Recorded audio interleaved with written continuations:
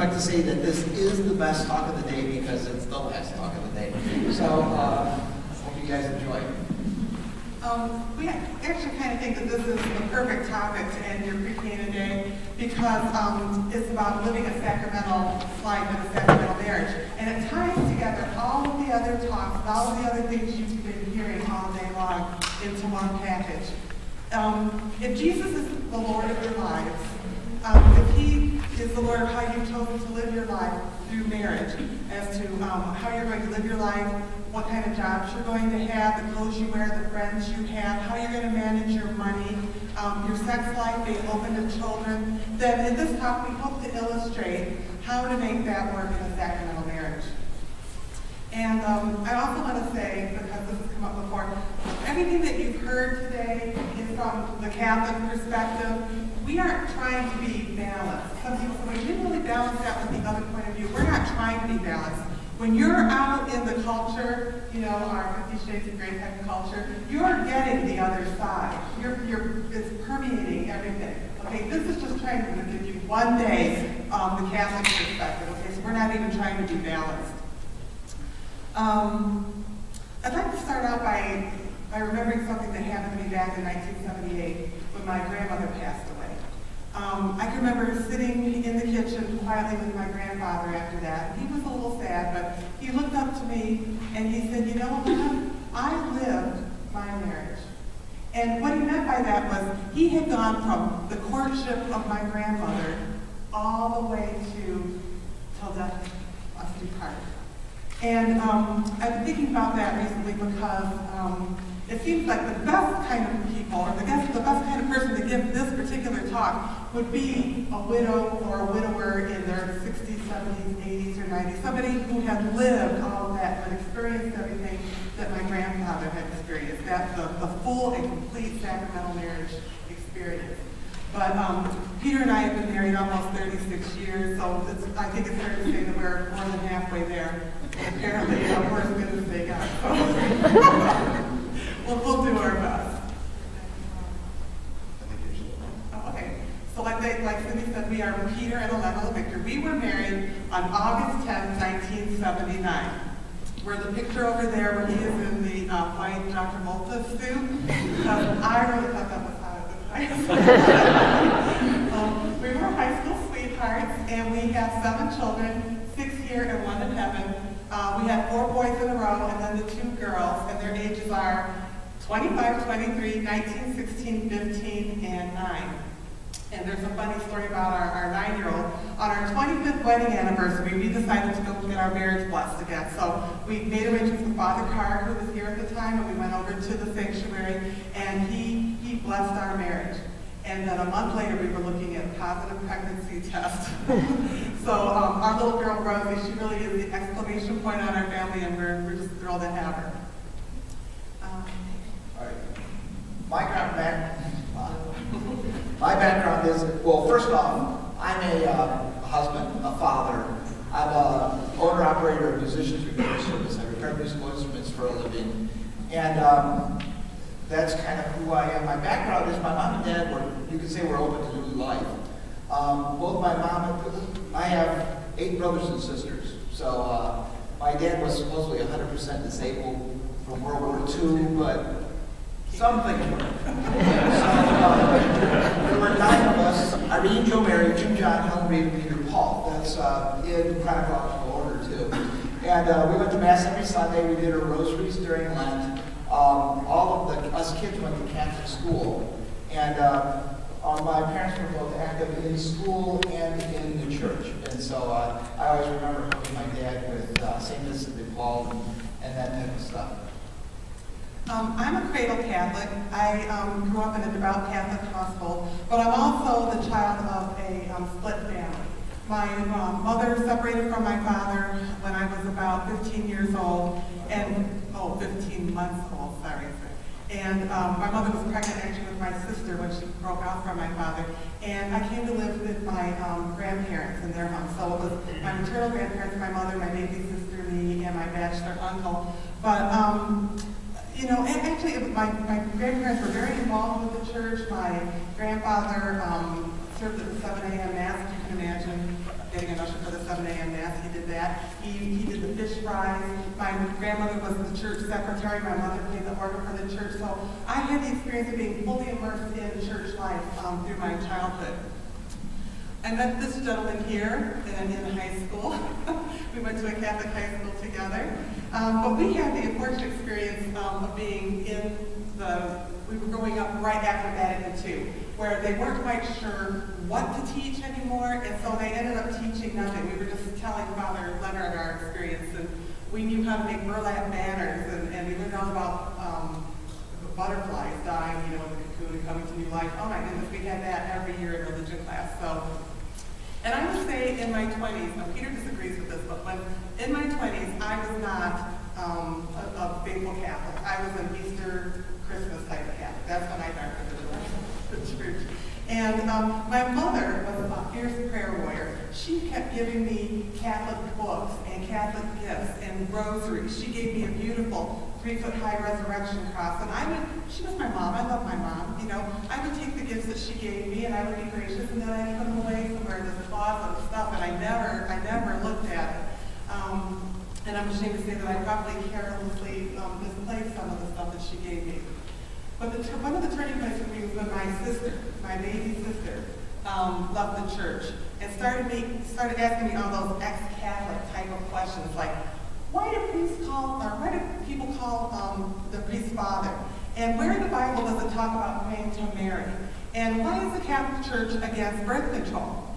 And I honestly didn't know that, and that was very frustrating because I'm the older sister, right? And I said, I don't know, but I'm going to find out.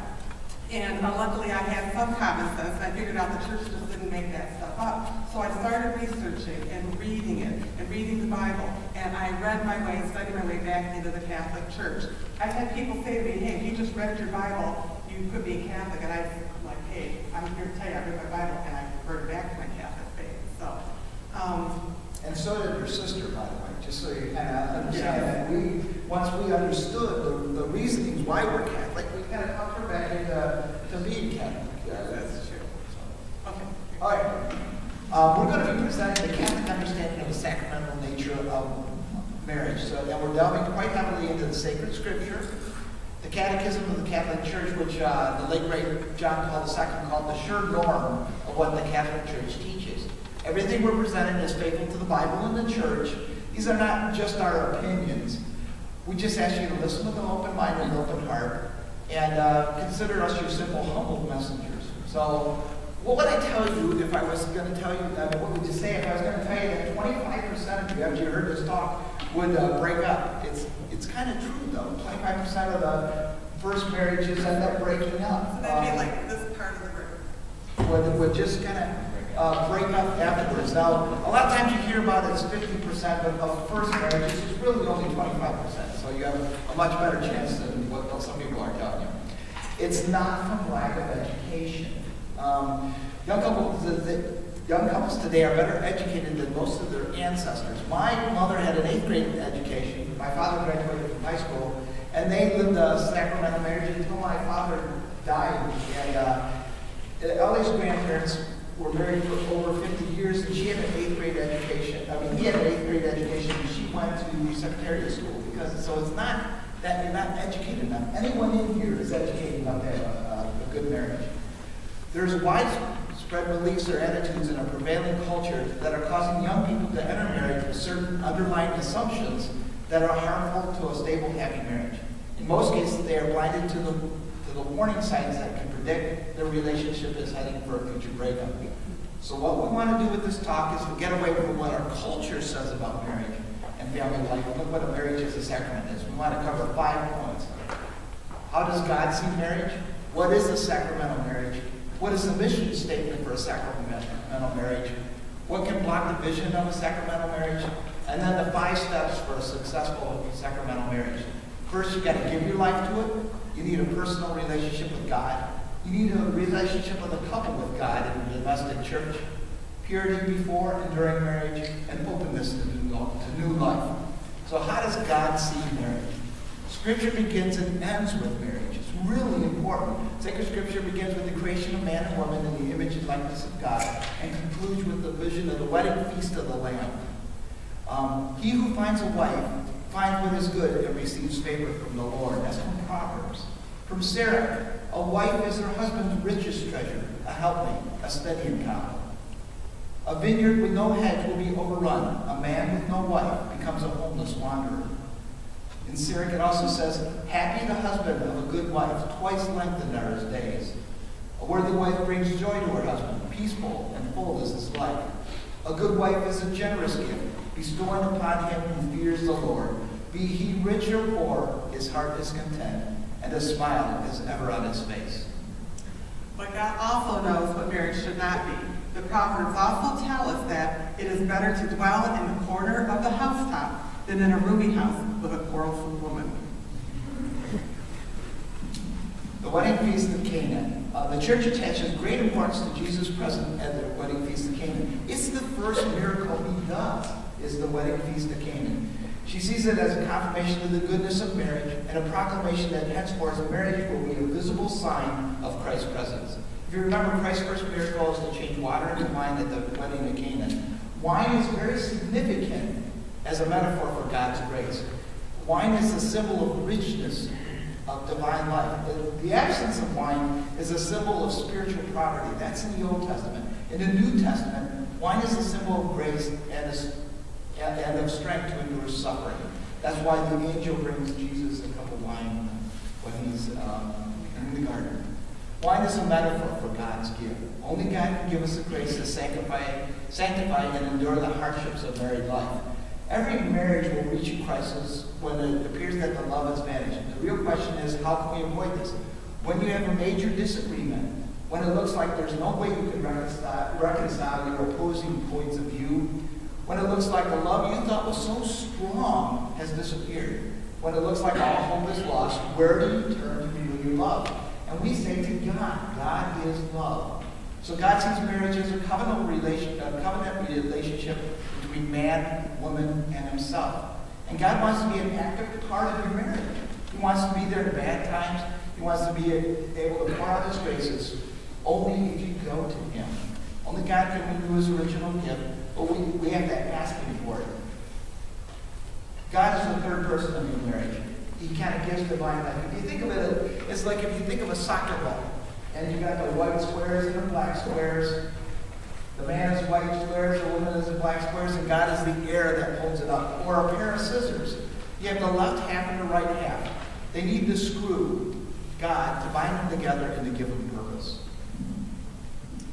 So there are three people in the marriage, just like in the Holy Trinity. And God loves the Son, and the Son loves the Father. And from that emanates the Holy Spirit. Likewise, the love between a husband and a wife is so strong, it emanates a love as well. And as Professor Scott Hahn used to say, 9 months later, you might have to give it a name. Only in the vocation of marriage, do people embody the love and reality of the Holy Trinity. Matthew says, the book of Matthew says, then Jesus said to his disciples, if anyone would come after me, he must deny himself and take up his cross and follow me. It does not take a deep look in Scripture to find out that the bridezilla isn't in there. In fact, the examples we have of a godly wife and mother would include someone like the Proverbs 31 woman who is up at dawn to take care of her family and her household, and then goes to bed late at night for the same reasons. She serves her husband and her children and her community. It's not all about her. It's about what she can do to serve. And perhaps the best example we have of that is Mother Mary, okay? The mother of Jesus, who called herself a lowly handmaid. It wasn't all about Mary, it was all about Mary serving God. In fact, the last words of Mary in the Bible are, do whatever he tells you. Again, at the wedding feast in Cana. It's Mary telling the stewards of Cana, and in a way, all of us to do what Jesus says. So, it's not about the wedding. I know that's what you guys are focused on right now, and that's fine. But it's not all about the wedding. It's not about the cake, the caterer, the flowers, the dress, the right colored shoes, the flawless ceremony.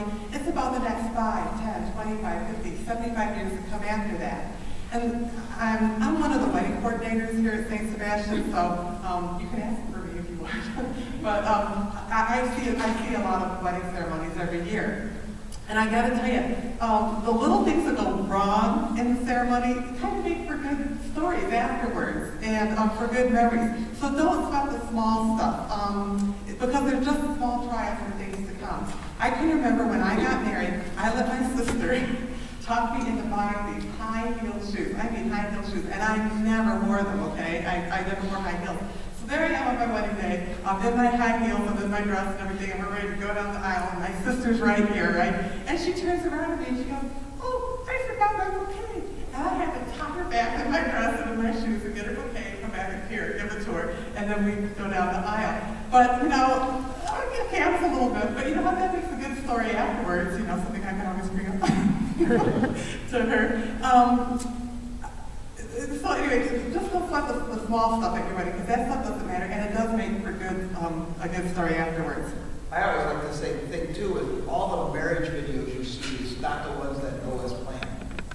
Yeah, the good ones. The good marriage videos are the ones that have someone fainting or falling. Well, we don't want that. Well, you might make that. If you want to have a truly memorable and happy wedding day, I'm going to give you a little hint. Focus on your wedding guests that you've invited, because they're the people that you love. You invite them to your wedding, and on your family. And if you focus on their comfort and happiness, you're going to have a great day, full of wonderful, loving memories to carry you through. The bridezilla is the opposite of Mary. She's inwardly focused. She's selfless. She's the cultural 180 degrees of what a Catholic wife and mother should be. And because I just like to end with, you could be just as married with a dress from Walmart or eBay, your reception catered by Acme. The constant elaborateness of the wedding does not predict the success of the marriage.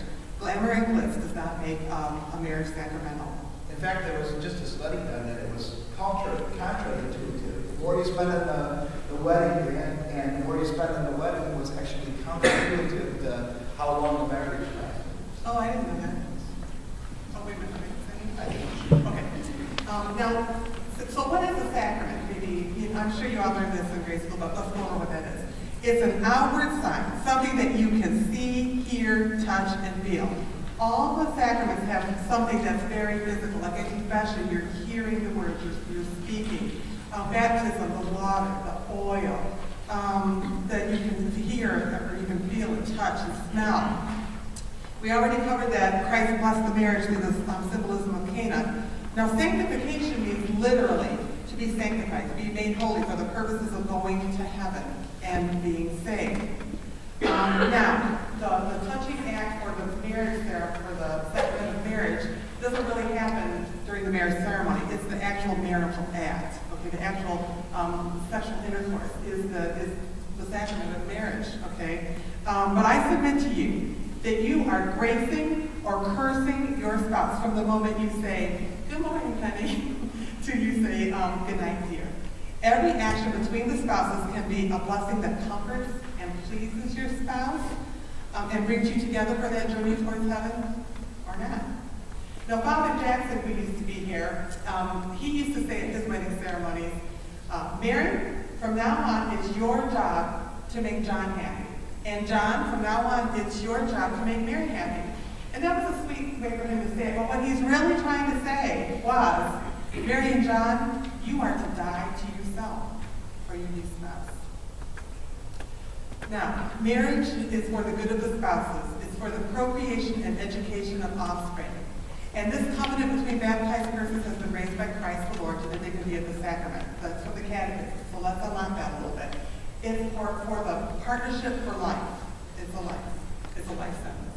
Yes. It's for the good of the spouses. You're married to me for your own good. Okay? It's for the procreation and education of offspring. And it's a covenant. Now, covenant is different from a contract because a covenant is 100% and 100%. You give 100% even when your spouse cannot. I'll give you some examples of that. There was a time when I was pregnant with one of my children, maybe the third or fourth one. I was hugely pregnant out to here. Everything on me was swollen. My ankles hurt. They were swollen too. And I remember waddling up to the oven and opening the oven door, throwing dinner in there. And Peter had the misfortune of coming up the steps at that same time, and I turned to him and I said, I've had it. I cannot make another dinner until this baby is born. And he said, okay, sweetie, let me sit down. You're probably afraid of me at that point, right? and he stepped up to the plate. We had McDonald's for dinners, we had pizza, but he also cooked some good dinners too. He stepped up when I needed him to do that. I got a chance years later to reciprocate that. He had to have a couple teeth pulled, and they gave him some pain medication, and he cannot take pain medication. But I'd rather have the pain. Yeah, he took the pain medicine and he was out. Well, at the time, I had my new baby daughter, okay? I had a 16-year-old who was on the swim team. And if you know anything about swimmers, you know that they have these crazy practices, like they have to get up at 6 a.m. So I'm up at 6 a.m., I take him to swim practice. I'm with my other little kids all day long, taking them along. And then that baby was very fussy that day. Bottom line is I was up for 24 hours because he couldn't. And then the next morning he wakes up and he goes, oh, I'm feeling better. And I'm like, good. There's a business book out right now. It's a small book, but it's gaining a lot of traction. It's called The Go-Giver. It's a kind of a play on words. As they used to say if somebody was really good at business, he was a go-getter. And this is the name of the book is The Go-Giver.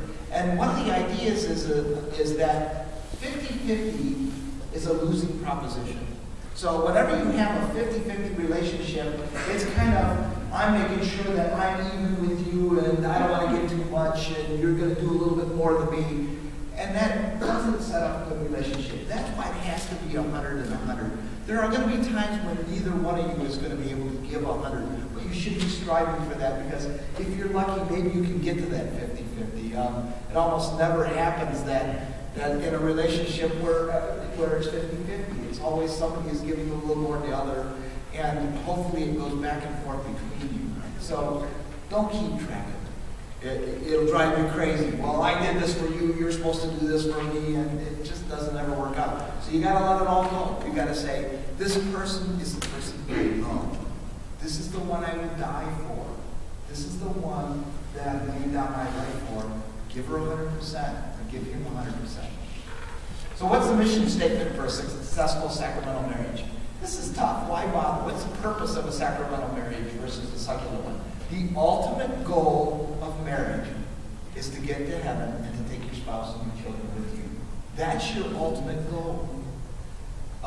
Do not store up for yourselves treasures on earth where moth and rust can destroy, or where thieves break in and steal, but store up for yourselves treasures in heaven, where neither moth nor rust destroys, and where thieves do not break in and steal. For where your treasure is, there your heart will be also. Nothing else in life matters. Nothing. I don't care how many degrees you have, how big your house is, what kind of car you drive, or how much money you have. You can't take anything else with you. Only your soul and the soul of the loved one. When my mother, during her last illness, when she retired from teaching school, she taught school for 30 years. When she retired, she got right into the soap operas. She would watch soap operas every day. And then she'd call me up and we'd talk about them. And it was kind of fun to talk to her about, what was going on up on like Blue or General Hospital, that type of thing. But then when she got sick, and she started dying, we had to put her in hospice care over at St. Edward's. And she got over there, and they didn't have a TV. And I said, Peter, she's got to have her TV. She's got to watch her shows. She loves those shows. So Peter went out to the storage, he got her TV, he took it out there, and he fixed the cable for her so that she could watch her shows. And then she wouldn't watch them. And I was like, Mom, how come you're not watching your shows? And she said, well, I guess I'm not as addicted to them as you are. But the truth of it, though, as she was dying, she was letting go of those things. She was letting go and focusing more on what was, of her journey, the end of her journey. I can also tell you that when we were going through her things after she had passed, my sister and I found this box under a bunch of stuff. And we opened it up, and there, folded in there nicely, but under other papers, was her master's degree. Now, I'm not telling you that her master's degree wasn't important. It was. She was able to take care of me, my sister, very well because she had that degree. But that wasn't her. That never made her a wonderful person or a great mother, okay? I'm just telling you that to put it in perspective of what's important in life. I like the latest hit from Kristen Bush. I don't know why everyone wants to die rich. Can't take it with you when you go. You haven't seen a hearse with a trailer hitch. That's a country western song that's kind of popular right now, and it's really true. You can't take that kind of stuff with you. The ultimate goal is to take the souls of the loved ones you have with it. There's a widespread belief in our prevailing culture of what all three of the last Holy Fathers have called the culture of death. It's the contraceptive mentality that permeates our culture. It's not the view of God. It's not one that glorifies God, and it's not one that sets heaven as the ultimate goal.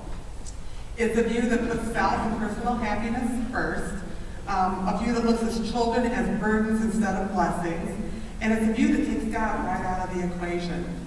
But also, our own lack of knowledge about our Catholic faith and how to live the Catholic lifestyle can block our vision for what marriage can be. We all live in this culture, and setting our sights on heaven is like starting a pilgrimage or a long journey. You might say it's also like learning to play an instrument, and some folks will be prodigies, like St. Teresa of Lisieux, the little flower, who always seemed to have an innate holiness and a heavenly vision from the time she was a little girl. But the rest of us have to practice.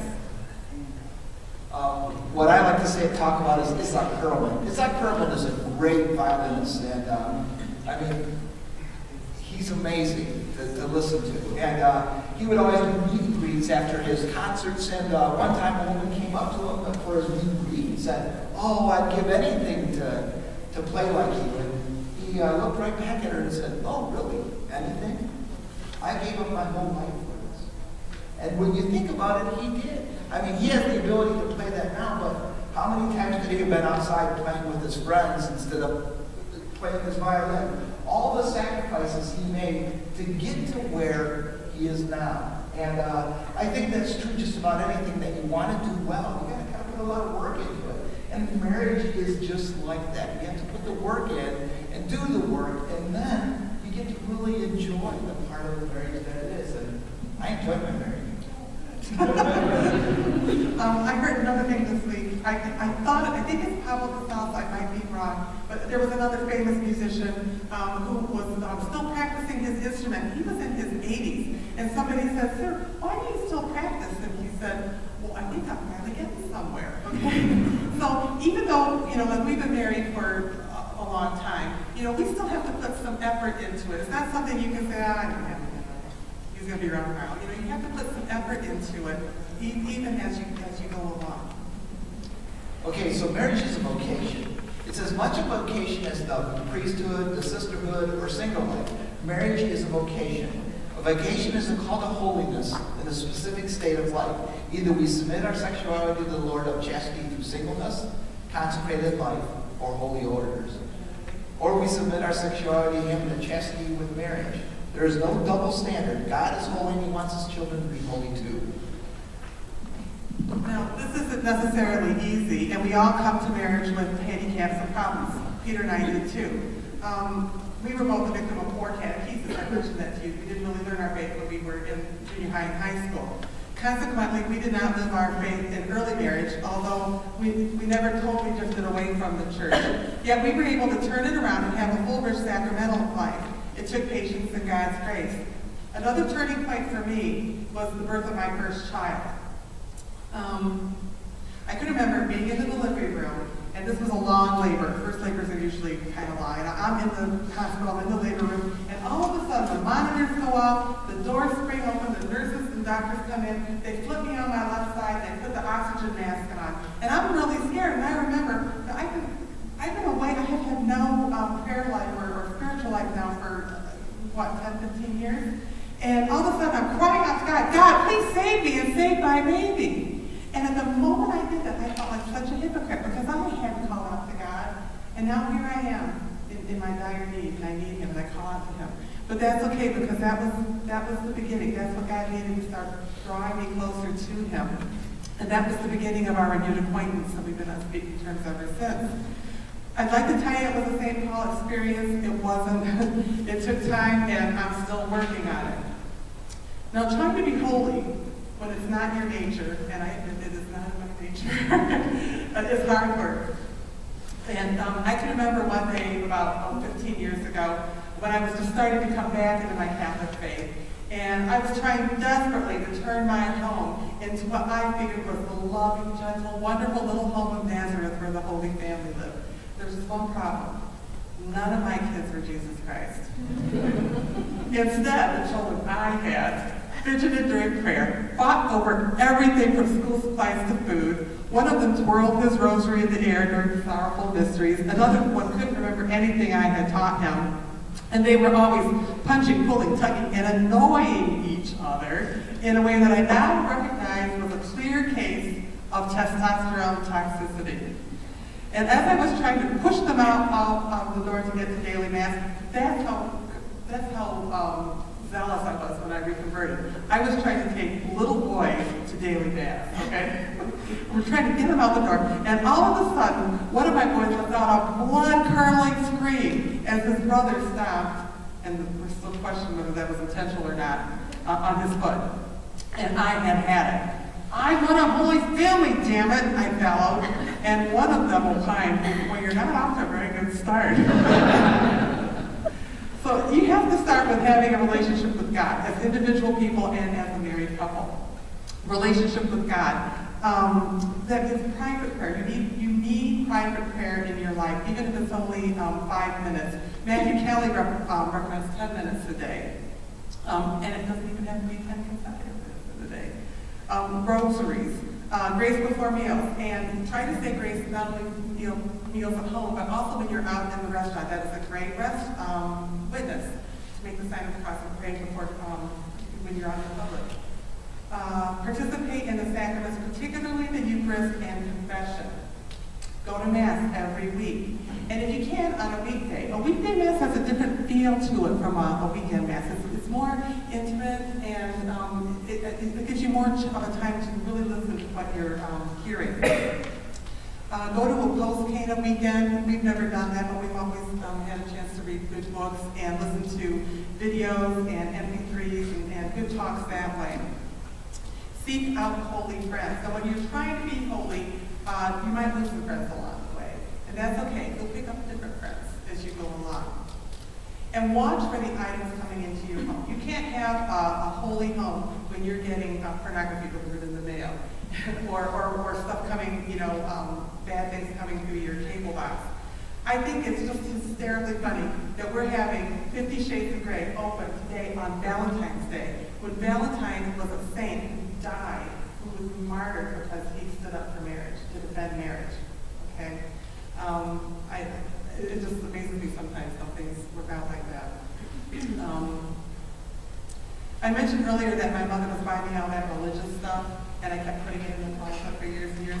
When I reverted back to my Catholic faith, I couldn't wait to get all that stuff out. And that 3-foot resurrection cross now has a prominent place in our dining room. Our 6th child was a stillbirth, and after that I was feeling really sad, and I would order. I just felt like I needed to have Mary and baby Jesus prints in the house, So I started ordering all this stuff for through evening because I couldn't, I could afford that. And things would come in the mail, and kids were like, "Oh, Mom, what's that?" I'm like, "I don't know, let's open it up." Because I ordered some stuff, I could remember it. And then Peter would dutifully frame the prints for me and put them up, and the sashes I had. He thought I was turning into Mrs. Grismer. She's the religious artist. But just having those things in the house, I think, changed the climate of the home, right? It just changed the whole, what do I want to say for it, atmosphere of the home. Having what you gaze upon, you become. Right. It just was better, and I think it was better for the kids too. So some other tips for having a domestic church. Live the liturgical year, and you guys are going to have a great way to start that. Because Wednesday is what? Ash Wednesday. So you're going to have a great way to start preparing for Lent and Easter. Have a Bible, have it prominently displayed in your home, and even read it from time to time. Okay? Study the Bible. You can have Bible, by the way, on your phone. I have it on my Kindle and my phone, so you can pop it up whenever it's convenient. I have Ellie actually put on my phone a New Testament of the year, Gospels of the year, so every morning it links up on my text messages, and I can read that little part. And hopefully, at the end of the year, I've read the full Gospels, which is kind of neat way of thinking about it. So I try to keep up on it as it comes in. Maybe have a religious medal or a scapular. I wear the miraculous medal. It was my mother's, but I feel a more of a devotion and closer to Mary when I touch this throughout the day. My little girl, my 9-year-old, she started wearing a scapular after I explained to her what that was. And so just little things like that, help keep you in touch during the day. Now, we would do little things during the liturgical year. You can't do everything. Boy, when I reverted back, I wanted to celebrate every feast day. Well, you can't do that. You just go nuts. So we tried to pick up things that were special to us. My second son, his middle name is Thomas. So we would celebrate St. Thomas Day, which is right before the 4th of July. We make little St. Thomas Day cookies, and they have the 5 marks of Christ on them, because Thomas, touched the wounds of Christ. And that's our tradition, and that's something that the kids look forward to. Peter's feast day, we would have fish for St. Peter, because he was a fisherman. I always change the tablecloths for the coming year. Right now I have a beautiful, I think I was telling Kenny about this, but right now we have our whole house decorated for Valentine's Day. We have a beautiful red tablecloth, and we have hearts in the chandeliers and beautiful candles on the table. Ash Wednesday, that's God. It's going to be stark in there. But that really makes you feel like, oh, we have entered the desert of Lent here. Okay, it just changes that feeling in your house too. And I would say, as you're celebrating these things as a couple and as your family grows, make sure that you include your parents and your in-laws. Get that extra part of your extended family involved also, and throw those roots deeper with them. And it's also a part of honoring your mother and father. Remember what goes around comes around, and it's your turn for that. Your kids will honor you. Okay, the next thing is purity before and during marriage. I want to reiterate that we are here presently teaching you what the church says. It is based on our own experiences that we think that this is really worthy. It isn't the first epistle on our read to the Acronites. This is what our faith teaches, and we are merely the messengers. The culture of death is determined to destroy purity of heart. The culture which in this way impairs or destroys the correct relationship between individuals is a culture of death. For man cannot live without love. That's from John Paul II. Purity is single-minded, having a single purpose, which is to glorify God. You have to make up your mind that you are going to save your purity and use your sexuality in ways that give glory and honor to God. I know this is very difficult. One of my favorite passages in the Bible is gold tested in fire. And what it's for is that gold is tested in fire because as you heat gold, the impurities rise to the top. And then you can skim it off. And the only way to get pure gold is to put that fire to it. And that's really how you have to be with yourself, to kind of test yourself, to make it so that you end up pure gold. That's what you want your heart to be. And I think blessed are the pure of heart, for they shall see God. I cannot say strongly enough to strive for purity of heart. You have have great difficulty finding God in your marriage. It's quite simple to put your relationship at risk. Purity of heart consists of cultivating a virtue of purity both in soul and body. If you think about your human nature, you realize that your physical desires can impair and sometimes even override your better judgment. We call that avoid the near occasion of sin. But the same teaching exists and applies today. We must be aware of the things we allow ourselves to see and hear, knowing that we can be tempted by sin. If you get bad books or magazines or TV, movies, conversations on the internet, in other words, don't keep looking at the pizza if you're giving up pizza for Lent. I mean, we just had that talk earlier today. If you're going to give up pizza for Lent, put the pizza out of your life so you don't have to look at it. It is said of old, thou shalt not commit adultery, but I say to you that whoever shall look at a woman and lust after her has already committed adultery in his heart. Society tries to convince us of many here. One, for example, is look but don't touch. But the reality is wandering eyes can lead to a wandering imagination, which ultimately leads to a wandering heart. Sometimes the body will go as well. So I'm going to ask you to do something that is hard right now in preparation for your marriage. I'm going to ask you to do something that is never asked in our society. And what I want to ask you is to remain chaste until the day of your marriage. This means refraining from sex. If your goal is to get each other into heaven and to live a sacramental marriage, get started on the right foot. If you haven't been pure, it's a great time to start and to get to confession. It takes a lot of effort, and we need to be vigilant. But you'll find that if you're striving for purity, the rewards are greater than you ever expected. The analogy is fasting food heightens the taste of food when you do eat. The same holds true for your marriage. If you keep your imagination pure and try to preserve all thoughts of a sexual nature towards your spouse alone, you will be practicing purity of heart. In the consecration of the Mass, the priest says, "This is my body." I'd like you to be able to say those words to your spouse on your wedding night. This divine mystery only achieves its fullest meaning when body purity has been preserved. This is something that you can help each other with. There is probably a time in your married life when you'll be asked to sacrifice your sexuality for your marriage. When you have illness, when there's pregnancy, when there's loss, or when you have to be separated for a while. Prove to yourself and to your spouse that you can stand the test. Kimberly Hahn used to tell the story of two engaged people. The girl really wanted to have sex with her fiancé. She didn't want to wait until marriage. And so she kept teasing him and coaxing him, and he wouldn't budge. And finally she said, "Why don't you want to have sex with me?" And he said, "Well, I'm testing myself and proving to myself that that I can do this. Because if I can resist you, my beloved, the woman I love with all my heart and know completely, then I know that I'm going to be able to withstand temptations that come during our married life." And then she was like, "Oh, okay." Okay.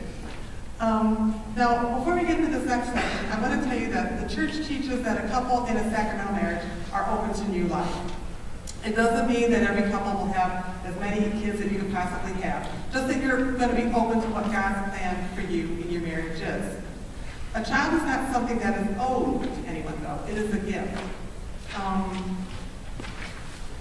Now, it's more that each person is open to God's will and God's gifts regarding their fertility. But one other aspect of your life, you say, "Well, I'm over-gifted. I have too much money. I have too much good food to eat, and I live in a really nice house." You know, we don't do that. It's only in having children. Sacred Scripture and children's traditional practice sees a large family as a sign of God's blessing and of the parents' generosity. Yet Scripture shows us examples of holy women and men that have suffered with infertility. Couples who discover that they are sterile suffer greatly. "What will you give me?" asked Abraham of God, "for I continue childless?" And Rachel cries out to her husband Jacob, "Give me children or I will die." The gospel shows that physical sterility is not an evil, and spouses who still suffer from infertility after exhausting legitimate medical procedures should unite themselves with the Lord's cross. They can give expression to their generosity by adopting abandoned children or performing demanding services of others. We know people in our lives who have suffered either from infertility or secondary infertility, and they have gone on to adopt. Some of them have not adopted, but have gone on to just to live life of great service to others in their community. And I don't know why I never thought about this until this week, but Peter's and our parents were sterile. Aunt Gertie and Uncle Emmett, his middle name is Emmett, after his godfather. And yet he can remember that they were very much a part of his family. They were over there for Christmas, they were over there for Easter, they babysat him. When I was reminding Peter of this, he goes, "Well, Aunt Gertie also hit me." And I said, "Well, yeah, you probably deserved it." So there can be great fruitfulness, even though it is a great sorrow. Now, since God created him, man and woman, their mutual love becomes an image of the absolute and unfailing love with God, which God loves man. Many people underestimate the importance of having children on the growth, stability, and joy that comes from married life. Some say that children are a gift of the Lord. The fruit of the womb is a reward. Like arrows in the hand of a warrior, so are the children of one's youth. How blessed is the man whose quiver is full of them. And then even in the book of Matthew it says, "Let the children come to me and do not hinder them, for the kingdom of heaven belongs to such as these."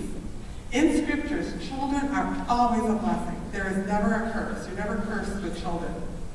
God commands Adam and Eve to be fruitful and multiply, and then he reiterates that to Noah after the fall. The book of Timothy says women will be saved by childbearing if she proceeds in faith, in love, and I believe that. Now there are certain sins that come forward. When you have a little kid, a lot of little kids, or even one, you can have the sin of losing your patience and of screaming too much, but those are really chances for you to learn and grow and to be become a better person. But if you're really living a family life where you're devoted to your children and your spouse, you don't have time for other sins because you don't have the time or energy. Now, I can say that I didn't really learn my faith until I had to teach it. We homeschooled, and like I said, I didn't have much of a learning experience in school of my Catholic faith. So every day, as I was teaching my little boy Calvin, I would learn something new, and then I couldn't wait for Peter to come home so I could say, Peter, did you know that this is in the Bible?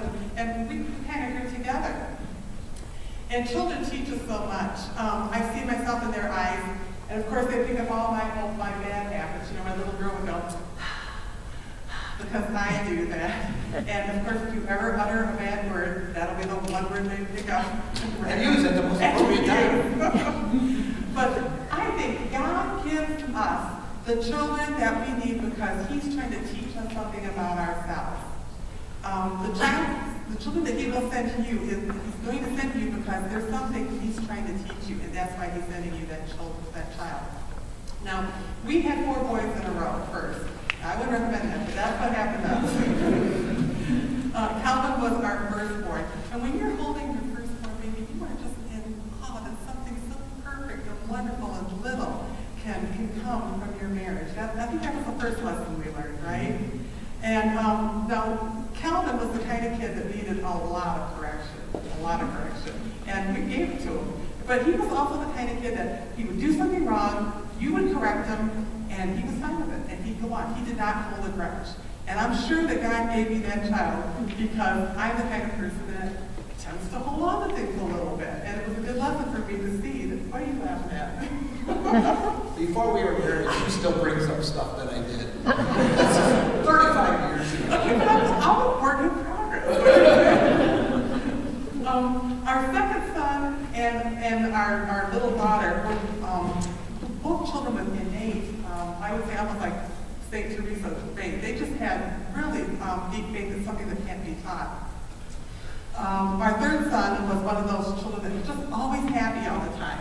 I'm not like that, okay? And so it was something to see him and how he was always very delightful. He was also the kid that when the first 2 were fighting over the last cookie, he would just go in there and take it, okay?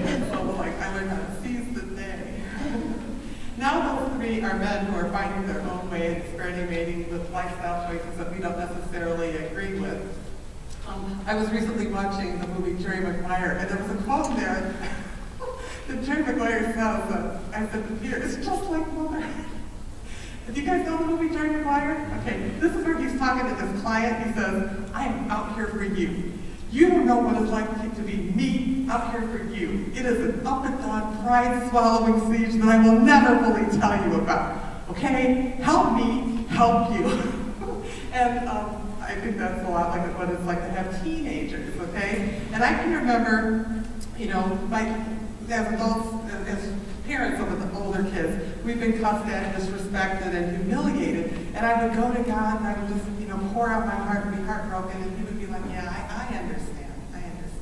My children crucified me, and I forgive you, you know, and oh, okay. And that just, I gotta be, you know, for these children, unconditional love. Peter is wonderful at that. Peter, I think, has always been a good father. He's wonderful at mirroring that unconditional love. And I try more and more to be calm and gentle, as I think Mary is. Of course, remember, she was a Jewish mother, so I do have it.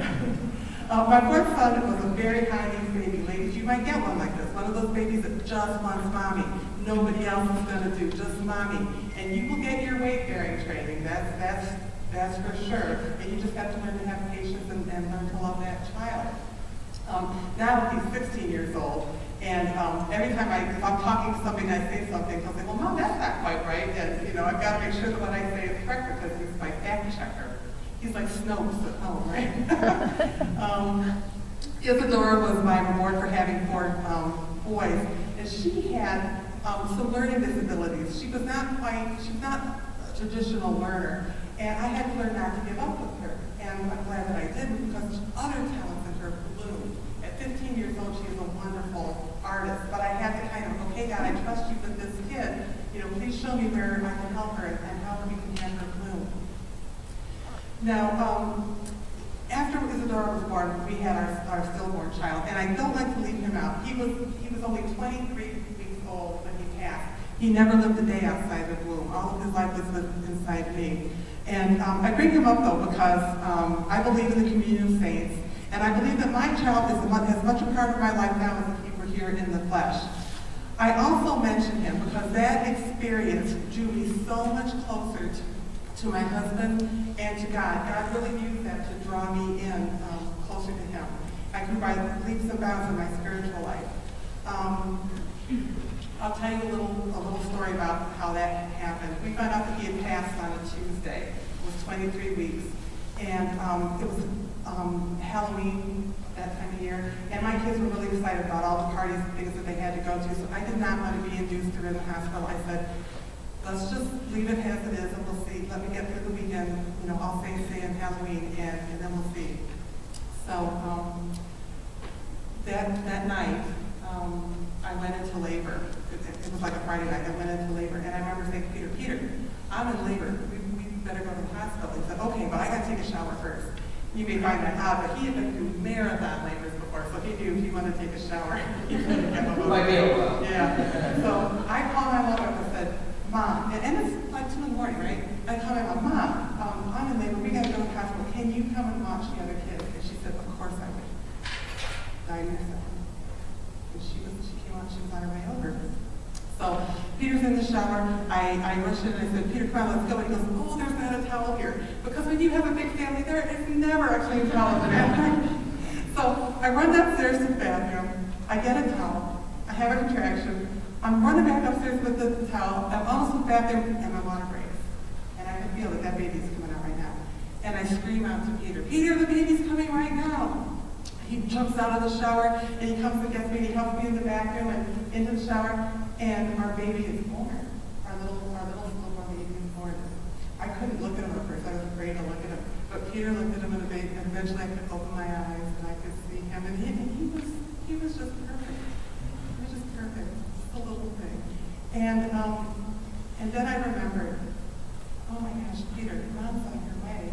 He goes, oh, I don't care about that. He was worried about me bleeding out or whatever. And I said, yeah, but Peter, you're still naked. And she had me. And we laughed about it. See, God knew that I needed something to laugh about. And so he gave me something to laugh about. That's still a good story that we can remember.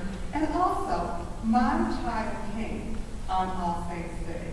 What a perfect day, right? I mean, any other day that kid could have been born, he waited until Saturday and came on All Saints Day. That was the grace of God, because he knew that I couldn't survive that experience without humor. And he gave that to me.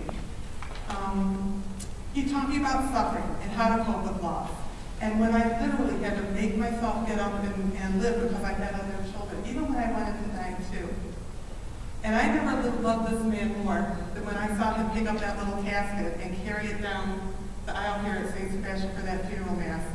Until years later, when my mother was dying, and he was giving her sips of water and rubbing her feet. And you just picture that now, your mother-in-law, your future father-in-law. Okay? That's how he loved my mom because he loved me, and I know she loved him too. Robbie Health staff taught me to appreciate life, and the life can be taken at any moment. It really is a gift, and not to be taken for granted. Now, years later, we got pregnant. We were kind of in Abraham Sarah territory. It was 46, and we got pregnant with Rosie. And she was our baby to trust again, to trust again. And she's perfect. She's, what would you say? She's a little spitfire. She just, she's mommy's helper. She's daddy's girl. She's everything we could have wanted.